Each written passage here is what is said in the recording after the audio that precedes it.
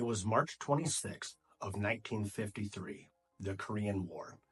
Two Marines laid in the trenches, covered in dirt, with artillery exploding all around them, slamming into the ground and sending shrapnel through the air and raining from the skies. It was raining steel. The one Marine looked over at the other and asked, "Are you ready?" But that Marine said nothing, just laid there staring straight ahead with laser-like focus at the mission ahead.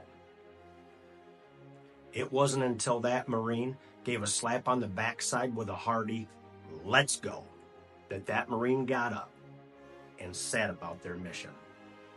Now that mission would be to resupply the herd almost a half a mile away at an outpost with artillery for the M20 recoilless rifle.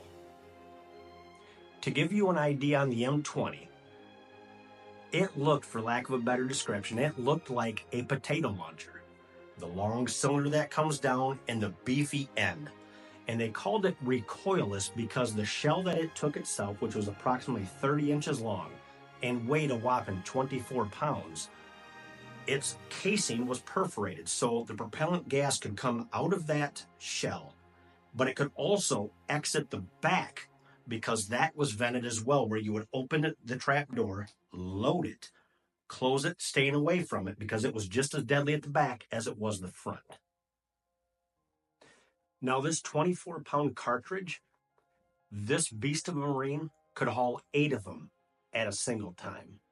This would be known as the Battle for Outpost Vegas. But before we go there, good morning, good afternoon, good evening, wherever you may be.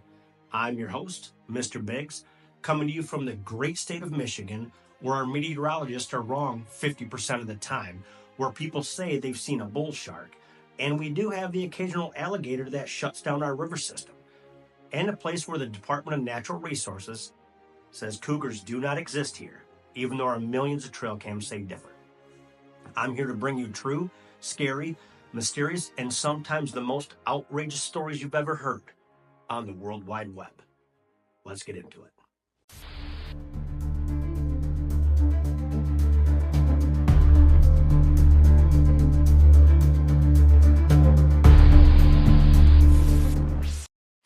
Now, prior to the Battle of Outpost Vegas, the Marines knew what was going to go down. And one Marine decided to seek out a pack animal. Now, a pack animal is an animal that's designed to haul a lot of weight, something that a soldier can't do.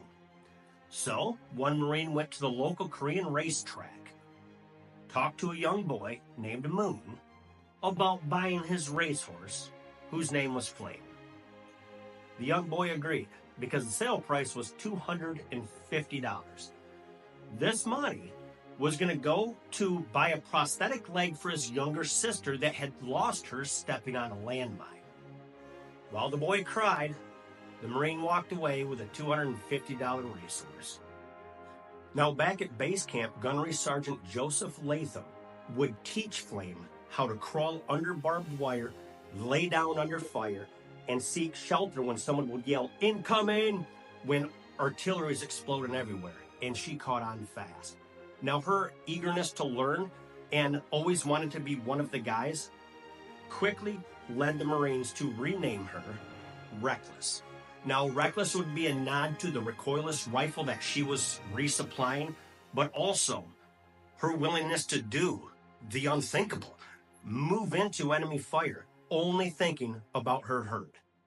Now, Reckless's first time hearing the M20 recoilless rifle fire, she jumped all 4 off the ground. The second time she heard it, she just merely snorted. The third time, the Marines had to look around for her, and there she was casually eating. She was eating the liner out of a fellow Marine's helmet. Now, by this point, you're probably wondering why I keep referring to the platoon as the herd. Well, according to government documents, that Marine platoon that she was a part of, they were so fond of her and they respected her so much, they referred to themselves as her herd. At base camp, she was allowed to roam freely and sleep in whatever tent she wanted to on a cold night. And mornings couldn't be started without her favorite breakfast, scrambled eggs, pancakes, and a nice hot black cup of coffee. I'm assuming it was black. If Reckless thought she wasn't getting the attention she deserved, she would barge her way right into a crowd and demand her withers be scratched. There was one time she barged into a tent that they were having a poker game, and because she wasn't getting the attention or the center of attention, she proceeded to eat $30 worth of poker chips. She was so fond of Coca-Cola, there was a standing order she not be given more than 2 bottles of the stuff a day. When the Mongolian mare wasn't on the front lines resupplying her fellow Marines, she could be seen hauling telephone wire for communications, and she would haul as much as 12 men could do on foot.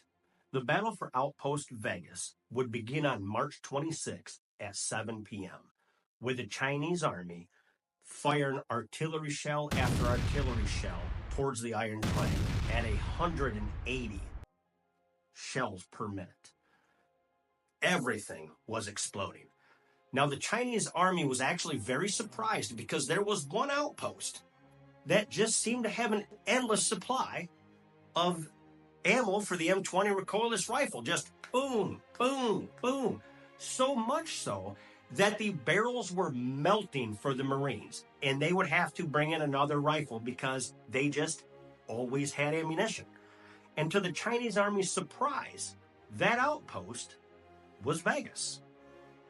And when they looked, because remember the Chinese had the upper hand, they were at an elevated position. And as they looked down, there was this horse loaded with 8 24-pound rounds, totaling 192 pounds every trip. Back and forth, back and forth.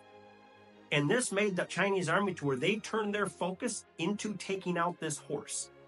But on March 28th, Reckless would show these men of will what will really was, and she'd have her finest hour. She would make an astonishing 51 solo trips, totaling over 35 miles, hauling almost 10,000 pounds of artillery, and that did not include the weight of the wounded coming back down. When the outpost would need more troops because of the wounded and unfortunately the dead that had to be brought back down, Reckless would take 4 at a time, guarding them as they went on the 700-yard journey. And when they did that, the Marines would remove their flak jackets, putting themselves at risk to cover Reckless. That is the amount of respect they had for the Mongolian mare. During her 51 solo trips, Reckless would be wounded twice, once above the left eye and once on the back left flank. She would receive 2 Purple Hearts for this, and when the battle ended on March 30th, she was quickly promoted to corporal, where she received a red and gold blanket with insignia that she would soon eat. Now, before the Marines left Korea, Corporal Reckless would be promoted again, this time to sergeant. And Sergeant Reckless would receive a new red and gold blanket with insignia. But coming back to the United States, there was some difficulty. You see, the Department of Agriculture wanted her to have a medical checkup, but also lab tests. These lab tests infuriated the Marines because they were to check for STDs, and the Marines thought this was an insult to the sergeant's honor. Sergeant Reckless would step on American soil for the first time November 10th, 1954, which coincidentally is the Marine Corps' birthday. And there was a ball, and she was the guest of honor. There was just one problem. She ate her blanket again. So, quickly the Marines thought, got her a new red and gold blanket with ribbons this time, and she's ready to go. While she's standing in with her herd, having a couple good hard-earned beers, she's called over by the senior Marine for the cake cutting ceremony, which she's quickly given a piece of, and she eats. Now, to the shock of some, not to the ones that served with her, she proceeded to eat the flower arrangements as well. Now, my favorite Sergeant Reckless story happened in 1953 when the Marines held up a gigantic sign challenging one particular racehorse by the name of Native Dancer.